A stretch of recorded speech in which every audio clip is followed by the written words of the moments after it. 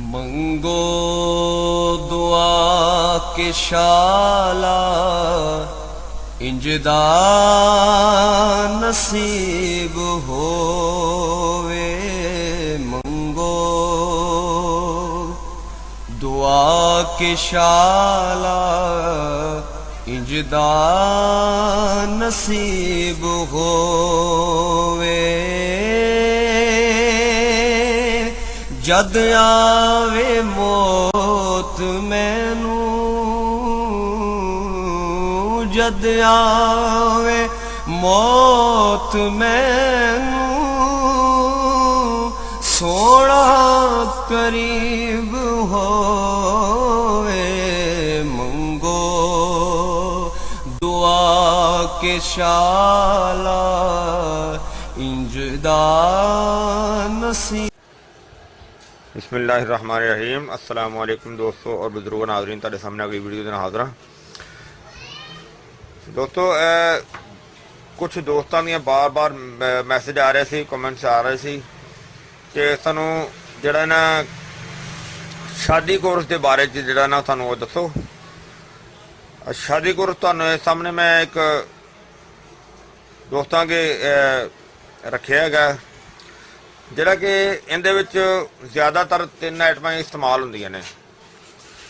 तो अगली गल होंदी है शादी कोर्स के बारे च बंदे की कैटागरी ते कि बंदे ने नॉर्मल जिंदगी गुजारी है या अपना कोई नुकसान किया है या कितना नुकसान किया है या किस हद तक किया है, कित्थों तक पहुँचे है, ठीक है ना। उनके वास्ते असी जिहड़ा ना एक तजवीज़ किया है 3 चीज़ां, यानी कि यह वैसे तुहानू मैं दिखान लग्या वैसे तो साडे ना 3 किस्म का तिला है जिंदे विच LH लहमुल हमार है, VIP है और TK तिला है खास। यानी कि इन्हां चों कोई भी तिला इस्तेमाल किया जा सकता है। अगर कोई दोस्त मजलूकी हुंदा है तो उनके वास्ते इहदे तो इलावा यानी कि इस तो पहले वो मजलूकी तिला भी इस्तेमाल किया जा सकता है और इनके तो अलावा जालम पट्टी भी इस्तेमाल की जा सकती है। मतलब है कि जिस बंदे ने हैंड प्रैक्टिस वगैरह ज़्यादा की होए या अपने आप को गलत इस्तेमाल किया होए, उनके वास्ते जिहड़ियां चीज़ां तुहानूं मैं दसियां ने वो बहुत ही ज़रूरी ने, लाजमी ने, क्योंकि उनके तो बगैर जड़ा ना वो वेना का मसला हल नहीं हो सकता। क्योंकि वो जदों बंदा गलत हरकतों के विच आंदा तो उनके नाल बहुत ज़्यादा नुकसानात हो जाते हैं, जिंदे विच लागरपन हो जाता है, टेढ़ापन हद तो ज़्यादा हो जाता है या सुस्ती हद तो ज़्यादा हो जाती है या नफस जड़ा ना वो सुकड़ जाता है। इस तरह ही यानी कि मसाने की कमज़ोरी हद तो ज़्यादा हो जाती है। तो इस वास्ते उनके वास्ते लगान की ज़रूरत बहुत ज़रूरी होंदी है। तो लगान के लिहाज नाल ये वे कि वो फिर तबीयत की कंडीशन के मुताबिक उनके नाल होर भी चीज़ तजवीज़ की जा सकती है, दसी जा सकती है, तो उस हिसाब नाल इस्तेमाल किया जा सकता है। यानी कि उस चीज़ नूं उस गल नूं मद्देनज़र रखदे होया कि अगली चीज़ इस्तेमाल करने वाली जिहड़ी है उहदे विच साडा एक मुगल्लज़ है। हालांकि इन्हां दियां भी साडियां जिन्ने तिले मैं बोले ने सारियां दी वीडियो अलहदा जिहड़ी ना वो पई हुई है। यानी कि जिस तरह तिला खास की साडी वीडियो न्यू तिला खास 2021 की वीडियो पई हुई है, VIP तिले की वीडियो पई हुई है, लहमुल हमार की वीडियो पई हुई है।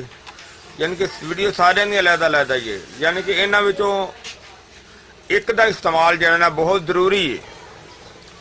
तो अगर जिस तरह मैं पहले भी गल कर चुकिया दोबारा फिर वही जिक्र कर लग्या कि अगर जिन्ना ही कि अपना नुकसान ज़्यादा किया हो, अगर नफ्स की कंडीशन जिन्नी ज़्यादा खराब होएगी उनके वास्ते फिर मजलूकी तिला या फिर जालम पट्टी इस्तेमाल करना बहुत ज़रूरी है।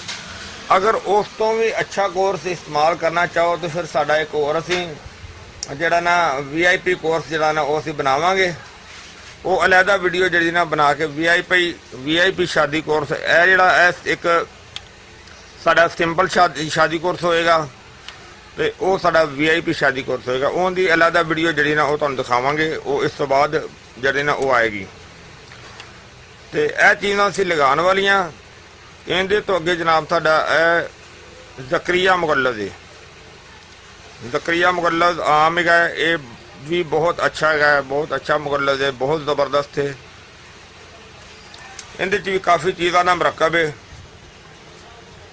तो और इहदा इस्तेमाल 2 टाइम का होएगा। ये भी 1 माह दे नाल जाएंगे। यह भी जिहड़ा तकरीबन 25 दिन की मालिश होंदी है तो यह 1 माह का ये नाल जाएंगे। सुबह तो शाम अद्धा चमचे का खाने का तरीकाकार होएगा। अगरचे कमज़ोरी उस तो भी ज़्यादा है फिर साड़ी है नुकरा ज़ाफ़रानी गोली है, बहुत आला है, बहुत ज़बरदस्त अच्छा रिजल्ट इनका, बहुत कमाल की चीज़ है। अगरचे मसला ज़्यादा खराब होएगा फिर इनू असी 2 टाइम की इस्तेमाल करवावांगे। अगर मसला थोड़ा जिहा खराब होए, कम खराब होए तो फिर इनू 1 टाइम भी इस्तेमाल किया जाए तो ठीक है। अगरचे कोई मसला भी नहीं, बंदा अपने दिमाग नू बेहतर यानी कि अपनी सेहत का वैसे ख्याल रखना चाहे तो ये वैसे भी ये सारा कोर्स इस्तेमाल किया जा सकता है। तो अगर नॉर्मली तौर पर इस्तेमाल करना चाहे तो ये 2 चीज़ां भी इस्तेमाल की जा सकदियां ने। अगर 3 चीज़ां इस्तेमाल 1 माह भी करे तो वह भी बहुत ही आला तो ज़बरदस्त चीज़ है, बहुत ही अच्छी चीज़ है, बहुत ही आला चीज़ है। जी साड़ी नुकरा ज़ाफ़रानी है, इनकी अलहदा जी वीडियो इनकी भी पई हुई है। तो असी तो देखो साढ़े कोल तो कोई अगर कली चीज़ भी मंगवावे तो असी कली चीज़ भी भेज देने। यह वीडियो बनाने का सिर्फ मकसद मेरा यहो ही है क्योंकि वो दोस्त बार बार इस चीज़ का कह रहे कि सानू शादी कोर्स की वीडियो जी ना वो बना के दिओ। और शादी कोर्स साडा ये समझ लो कि एक सिंपल शादी कोर्स है, लेकिन ये भी बहुत अच्छा है।